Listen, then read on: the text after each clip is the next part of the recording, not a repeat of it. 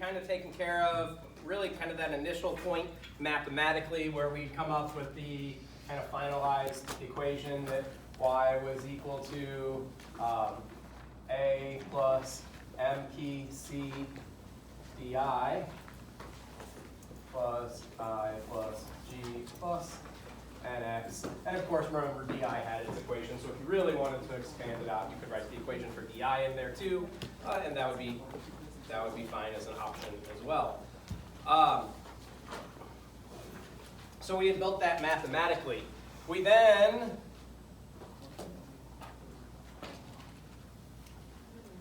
built that graphically, and we eventually ended up with some function that showed total expenditure in the economy. So that AE value, guys, for different levels of total income in the economy, GDP, and levels of spending. Where this distance represented any autonomous spending from whatever provider in the country. And while not maybe exact or perfect, it was pretty much dominated by the MPC, so the slope of our AE function was approximately equivalent to that brought on by the MPC. I think that's where we left off, right? Okay, so we had come up with this idea then that, well, if aggregate expenditure was equal to C plus I plus G plus NX, then we should be able to kind of just plug and play and show that aggregate expenditure is equal to Y. Okay, so when can this be true? Well, like, let's see, what if spending was $1? Well, if spending is $1 and we believe that the value of spending measures the value of production in society, effectively that would be saying Y would be $1. And what if spending were $100?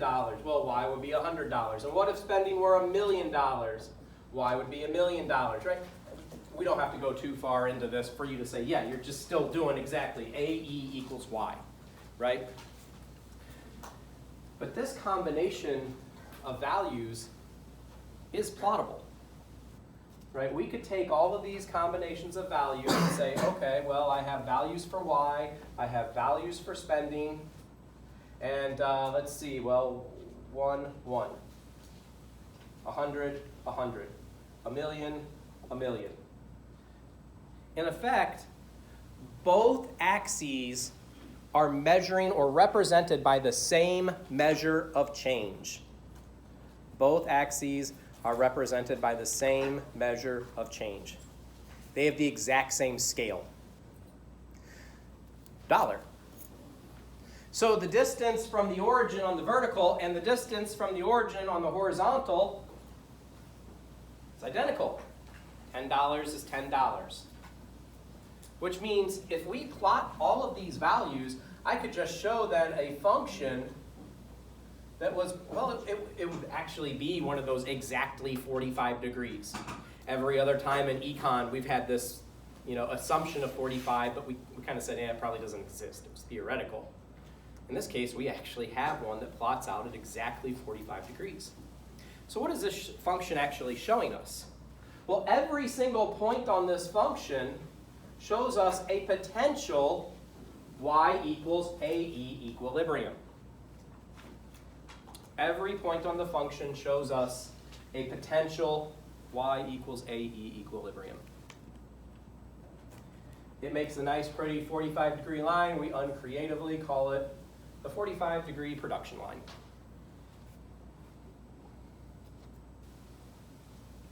"45-degree production line."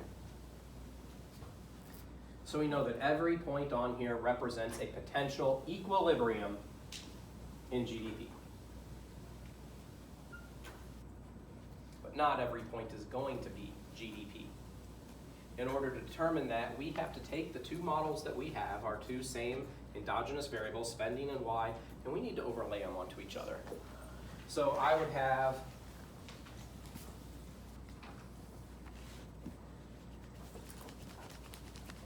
a model that has my nice, pretty 45-degree angle production function.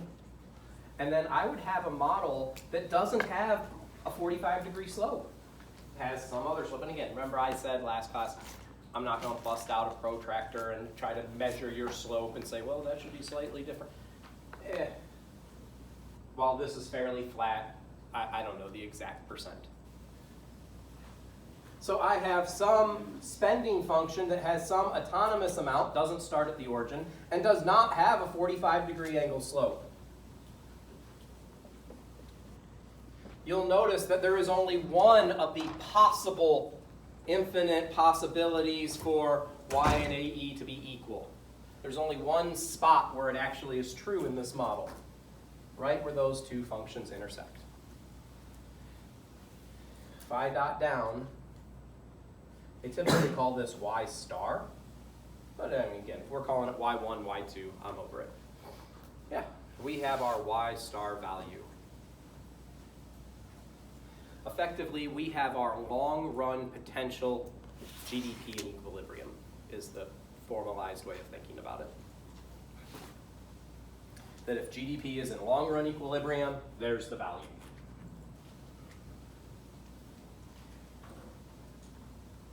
So this model is going to be able to track a couple of different changes, right? It wouldn't be very useful in macro if it didn't track multiple changes.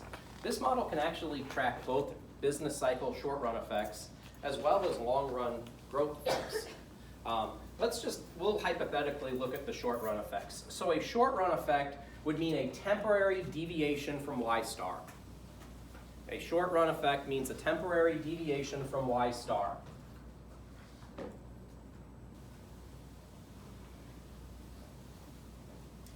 If we have some value that is temporarily deviated away,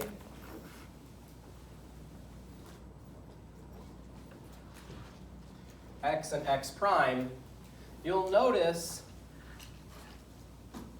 well, that there's going to be some economic effects here. If we start with x, we have a value for production that now exceeds spending. We'll do it over here.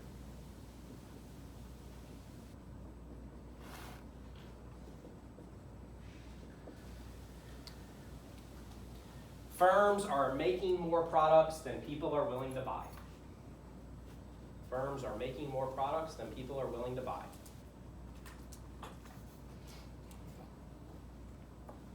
So what do they do with those products? Well, they don't just burn them. They're not just going to get rid of them. They tend to store them in inventory. So whenever we have this temporary point here, in this this region up here, we would say that inventories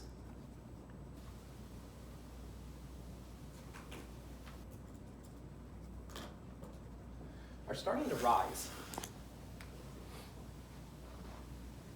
Inventories are starting to rise. If that's the case, what's happening? Well, this is one of those good ways that Keynes gave us to be kind of an indicator, if you will, of recessions are getting ready to occur. Because if inventories are starting to rise domestically, which they do track inventories, if we start seeing that number go up and up and up and up, it tells us that, well, likely we're about ready to have a recession. In fact, our graph kind of shows that, because if we believe y star is our potential GDP, a period of temporarily operating above y star isn't going to last forever. And as those inventories rise, what happens? Well, we snap back. And our economy starts to have a recession, starts to contract. Effectively, if we think about it in story form, kind of maybe a micro way of thinking about it as well. Companies are producing things that people aren't buying. They're not going to do that forever. Instead, they're going to stop production. They're going to lay a bunch of people off so they can save cost. And what do we see then? Less production, more unemployment. That's exactly how we described a recession. So this model actually does give us a way of thinking about kind of some of those economic indicators. It is typically it's typically not a very far out indicator. Usually you start seeing this at about, we'll call it about a year. At about a year away, we start seeing really inventory start stacking up. Yeah, I think a year is probably good. Much more than a year, probably not something that we'd notice, but it gives us an indication about a year away in terms of recession. Not an exact date, it's an approximation still. Okay, what about here at x1? So at x1 here, at x prime, in this case now, again, if you follow it up, our spending exceeds production.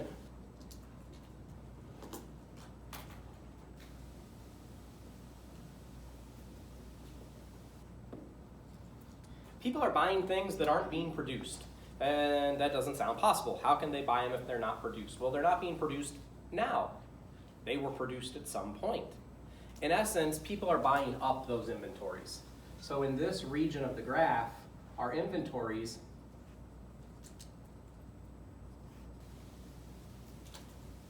are starting to fall.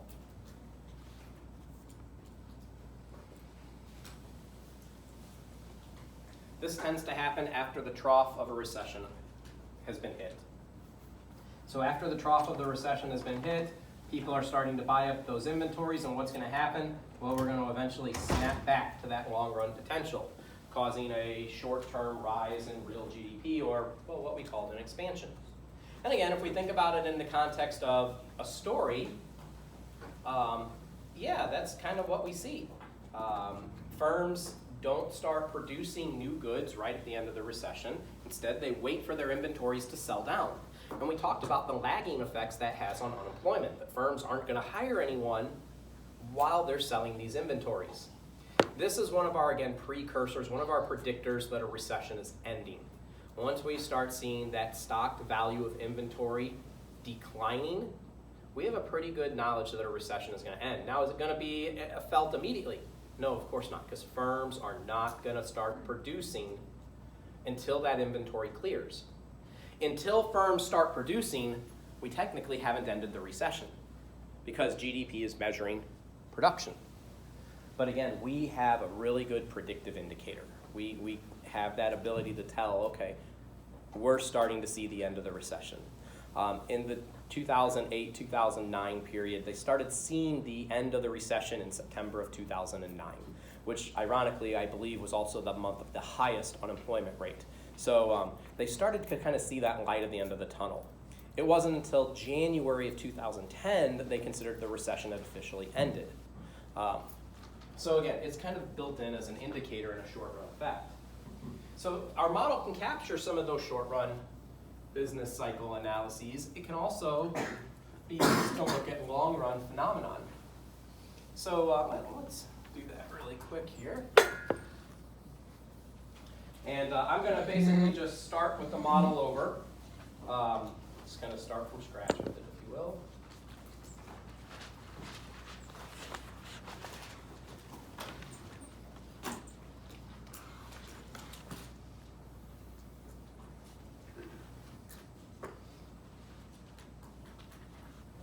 Okay, I'm going to try. Hopefully that's 45 degrees. Sometimes, again, it's hard to draw some of this stuff on the board. And there's our AE function.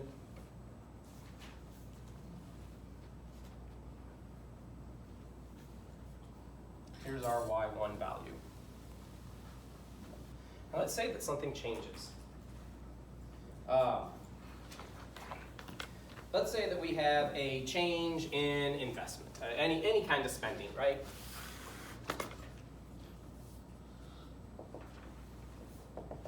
So any spending change is going to shift AE. What can shift our 45-degree angle function? Actually, absolutely nothing. Just by definition, it's a theoretical combination of where equilibrium could occur. It's not going to shift. Which means in this model, the only function that can change is aggregate expenditure. And the only way it can change is if there's some indication of spending change. And we'll talk about some different ways that we could see that. So let's say we increase spending. Or how about I goes up $1,000, right? More investment spending. which means that at every single point in this model, we would be $1,000 higher. Okay, good, good. Or effectively, I would just shift my AE function in a parallel manner. Again, hopefully this shows out as parallel to AE2, so that at any vertical point, the distance is plus 1,000. You'll notice that increasing aggregate expenditure increases y. I don't think that's a shock, right? Because we already knew that was going to be the case. Y equals c plus I plus g plus nx. If this value goes up, mathematically this value has to go up. Now here's where it gets a little bit kind of wonky though. This value went up by $1,000. How much should y go up by? Well, if we look at that equation again, I'm not doing trick you math. That's pretty easy. It should go up by $1,000 according to the equation. But here's kind of what we notice, right? Remember, the scale on both of these axes has to be identical. So if this is $1,000, this distance would be $1,000 on the horizontal axes, which, well, isn't the case. Clearly, the change in y is more than 1,000.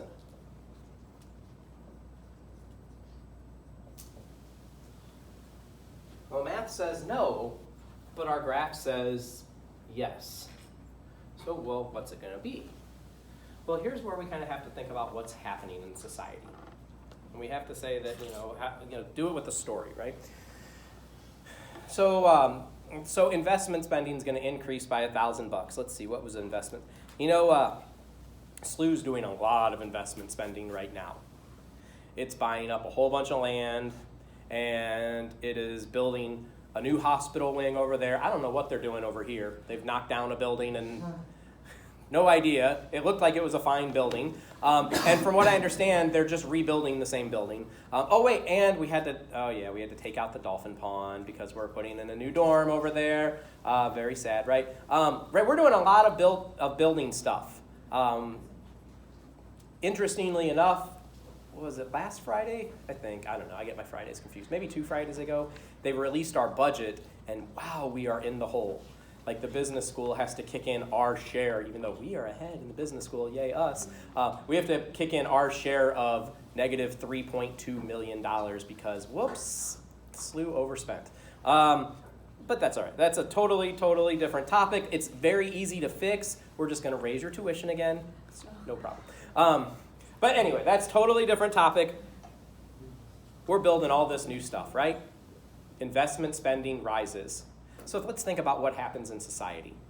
So investment spending goes up. They're building this new building, which actually, it takes people to build that building, right? So that means there's workers. Part of that investment spending, part of that I, goes towards their salary. Okay, what are they going to do? Well, my assumption is at some point they're going to go eat lunch, right? So they're going to take some of their new salary and they're going to walk over to Chipotle and they're going to eat lunch there, which we have a categorization for that. We call that consumption. So by investment rising, we saw salaries rise, which causes consumption to rise.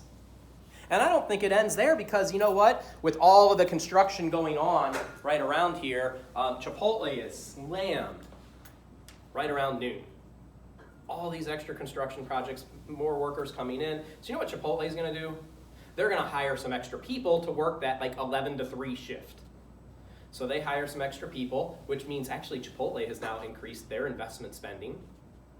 And they're going to pay those workers something, who are in turn going to have more money to spend, and I'm assuming they're going to spend it at some level of the MPC, so their consumption goes up. You know what? We haven't even talked about the government in this case. We know the government's not missing their share. Someone's making more money, they're going to collect more in taxes from it. We also know the government is very good at spending the money they collect, which means they're going to spend it for sure. So all of a sudden, I goes up and it starts this chain reaction where all of our other values, well, they start to change too.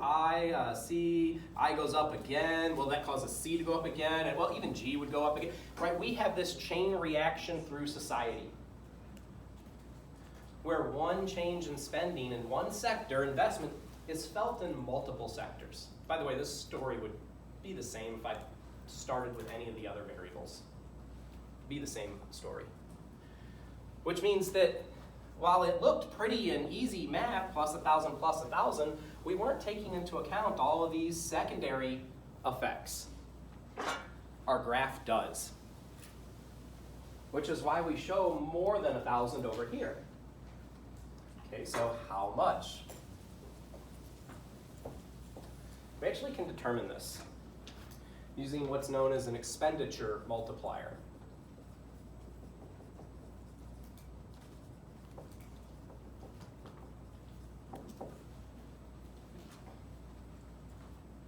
The expenditure multiplier shows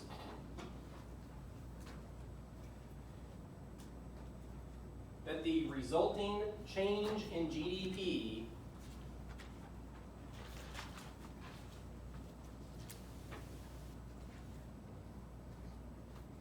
is greater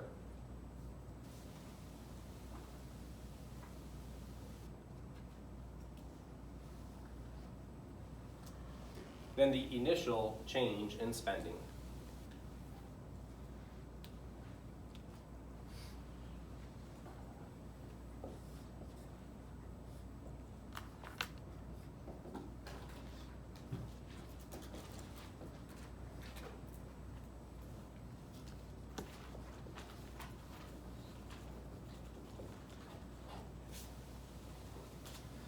Mathematically, the change in y is equal to 1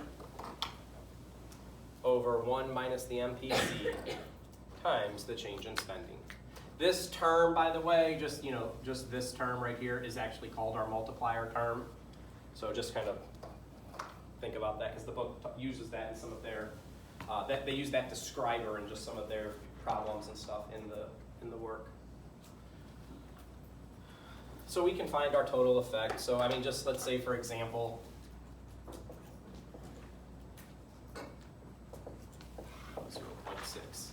let's say MPC is equal to 0.6. Our change in y is equal to 1 over 1 minus 0.6 times, in this case, 1,000 in my example. If I kind of solve that through, I have 1,000 over 0.4. 2.5. So 2.5, 2,500. So our change in GDP in this case is 2,500. So this distance, this delta I, delta spending is 1,000, and we actually then can see that this distance is 2,500.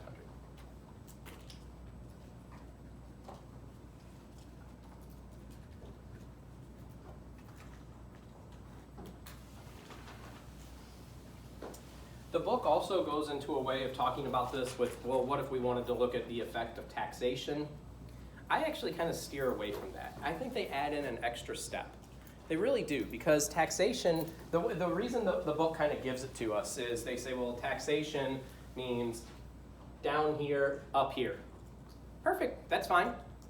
But you can still always use this formula, because you can find the net effect on spending.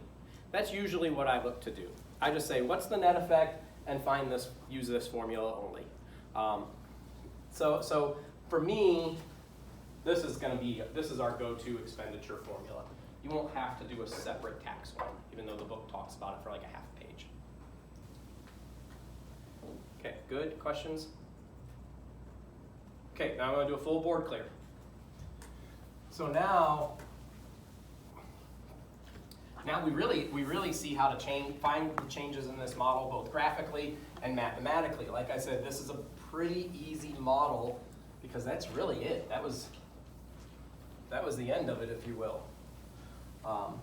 And the reason we really look at this model is because it's kind of the stepping stone to one of our more utilized models, and that's the ISMP model. And so that's kind of what I want to kind of talk about.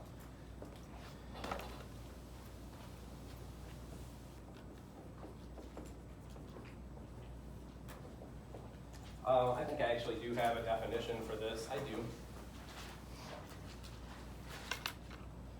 So let me tell you what everything stands for first. The IS stands for the investment savings curve.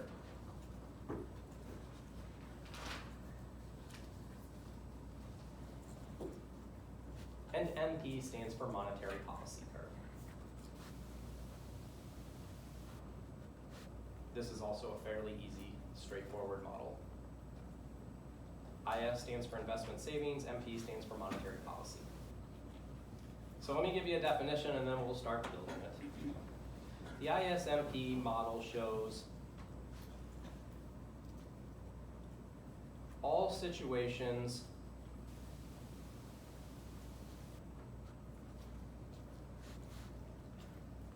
where the aggregate goods market,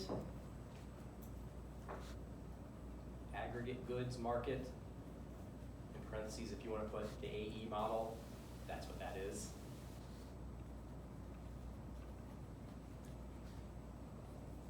And the money market, which we've already seen this semester, are simultaneously in equilibrium.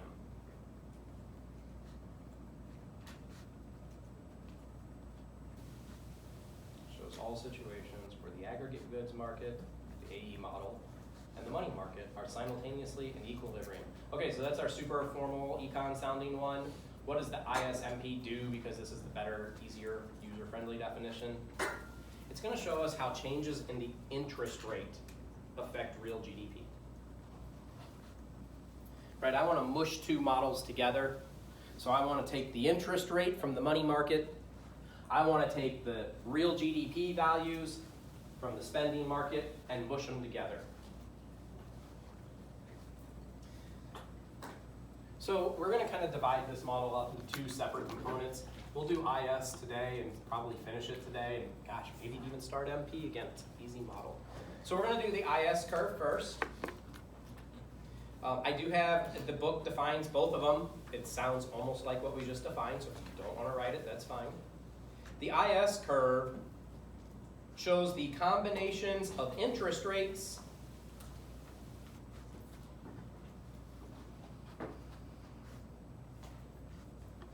and real GDP amounts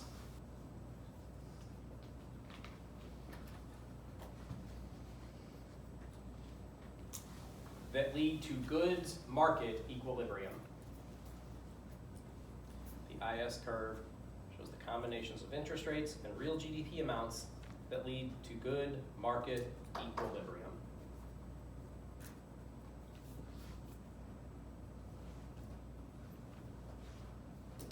So one thing it does, that the separate definition, I guess, does help us with, is it tells us what variables we're looking at in our model.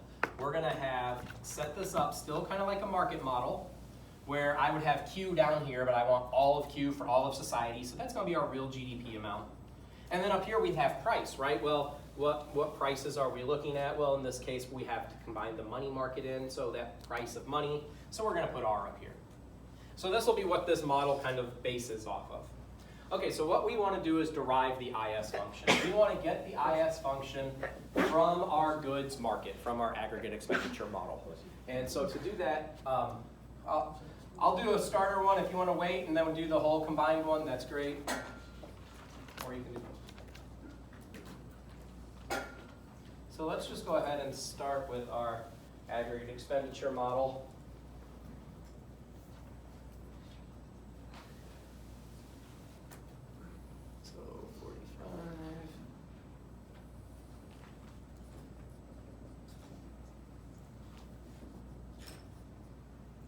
Okay, so I've got my aggregate expenditure model here in equilibrium. We know the only thing that's going to change in this model is our AE function, and it can go up or down, and that's it. Anything that changes spending is going to change the aggregate expenditure model. Well, now we want to combine this with the money market, and we said one of the things that is in the money market is the interest rate. We know we know the interest rate affects spending, right? We put that on one of our lists for autonomous shifters, one of those A variable goods. So we know that this aggregate expenditure occurs at some set interest rate. 7%, arbitrary, made up, I'm not do anything with that. What happens if the interest rate changes? What happens if the interest rate falls in society? Well, if the interest rate falls, I mean, I think a couple things are more likely. First of all, you're probably more likely to start looking to buy a house. That's a lot of spending. Or maybe a car, maybe that's not quite as much. Or honestly, quite frankly, you're more likely to charge things on your credit card. In essence, I don't think it's a leap to say that if the interest rate falls, we spend more. In fact, haven't we made that assumption a couple times already this semester? The interest rate falls, we spend more. Which means I can graph spend more now. I've already seen that. It takes the AE function and it shifts it up to AE2. So we would have AE2 at some lower interest rate. Or in essence, that reduced interest rate causes more spending, which causes Y to rise. Again, this isn't a shock. We talked about Federal Reserve policy. Why did they keep the interest rate so low during the very stagnant late 2000s, the Great Recession of 2008, 9, 10 range, and then for a few years after that, whenever we were, again, very stagnant? They were trying to do this. Lower interest rate should boost Y. Yeah, and we've talked about that. So what we see now is we see a relationship here between these interest rates and these GDP amounts. That if R goes up, I'm sorry, we did R down. If R goes down, Y goes up. The reverse would work as well, right? So if R goes up, Y goes down. We have an inverse relationship. We have a plottable inverse relationship, something we can derive. We can say, all right, if I wanted to make a derivation graphs, those are our stacked graphs, I can take these values at the top for Y. I'm just going to copy that same thing over.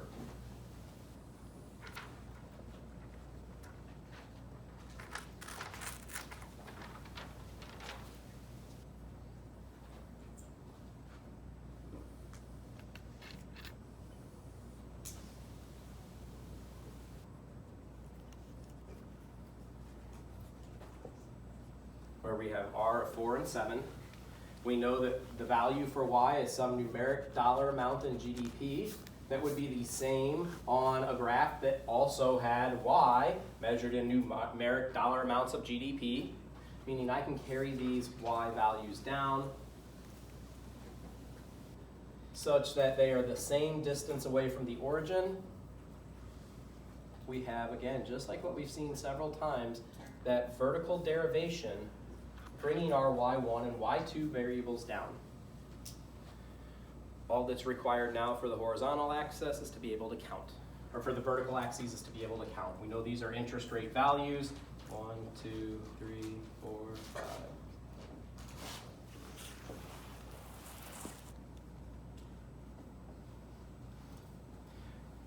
Once we have those values, we just have to plot the points for each curve. So if the interest rate was at 7, we were at y1. If the interest rate was at 4, we were at y2. And I get the expected inverse slope for that IS function. I get the downward sloping curve.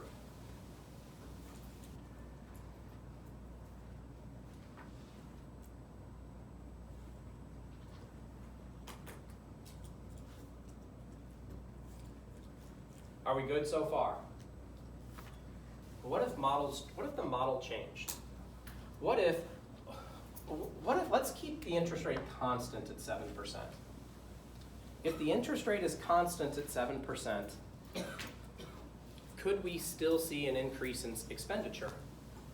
Well, sure. I mean, the interest rate's not the only factor that affects spending, which means I could have had this exact same graph if the interest rate for both of them was 7%, R equals 7, R equals 7, and I went up, $1,000 or whatever. Right? Because that's what we did a moment ago. We showed I goes up, aggregate expenditure shifted up. So in either scenario, we could say, well, the interest rate could go down, causing AE to rise, or the interest rate could stay constant, causing investment, and investment goes up, causing spending to rise, which now allows us to see how this model changes. Again, it's a very easy model change, because now if we keep the interest rate constant at 7%, the 7 bar, and we say, well, if there's some other change to expenditure that causes us to go from AE1 to AE2, we would be at Y2 with an interest rate of 7%. Effectively saying that there would have to be some new IS curve over here, IS2, reflecting an increase in spending in society. This is not a model we need to overthink. Any increase in spending, it doesn't matter how, any increase in spending shifts our IS function to the right.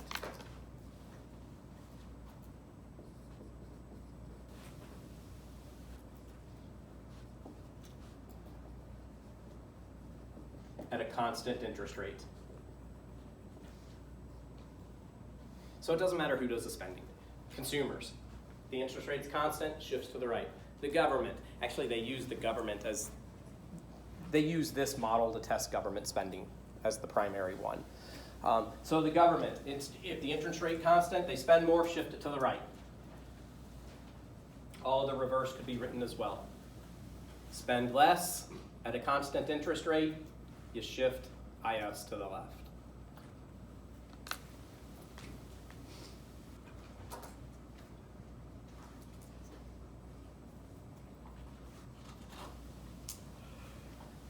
Are there any questions on the IS curve?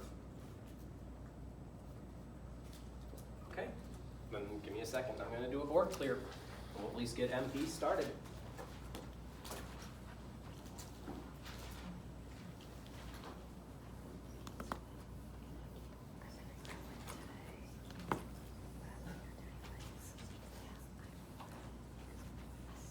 So I said the IS curve, pretty easy, right? I think that is, right? It's downward sloping and it's just spending. Spend less, spend more.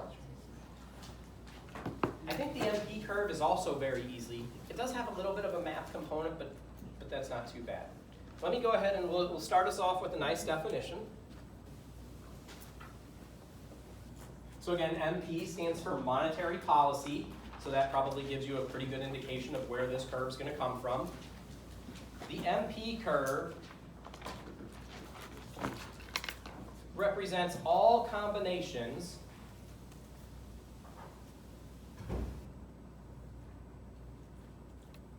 of interest rates and real GDP, all combinations of interest rates and real GDP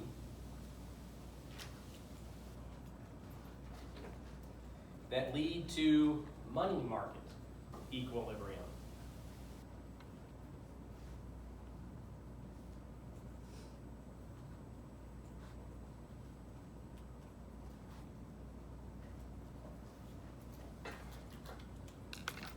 So let's just kind of refresh, right? Recall our money market.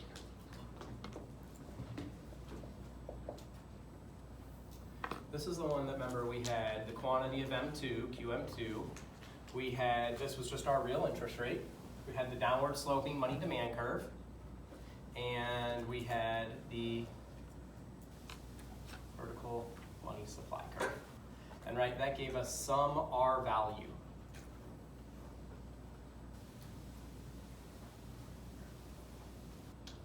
And what did we say about this R value? Well, we said that the Fed, quote unquote, sets that R value. Right? They don't come out with the gavel and say, make it so. But they change monetary policy to make sure that the interest rate is whatever they want it to be. And if they want the interest rate to be lower, Well, they would increase the money supply.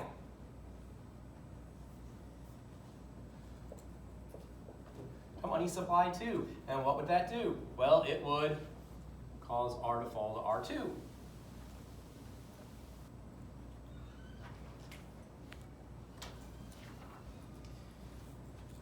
We can actually use this model to now show how our interest rate is determined in the ISMP model. So at any time, I'm kind of just gonna start with the money market one. We're gonna do another derivation, but this one's gonna be a little different. It's gonna be a horizontal derivation because the variable that's the same in both graphs will be R. So, maybe give it a little bit of a second here. So I'm going to set it up with these two functions, or these two graphs right next to each other.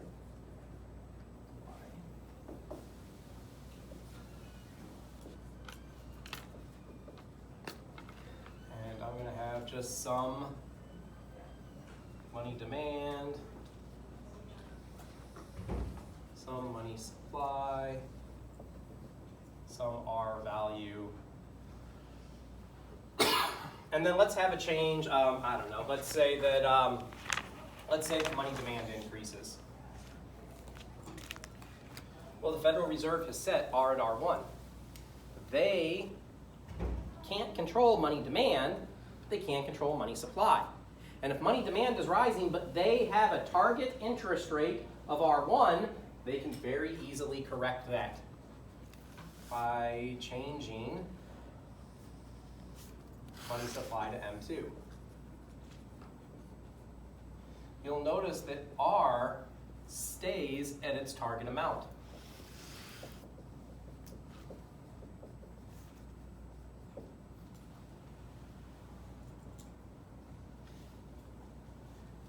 So in essence,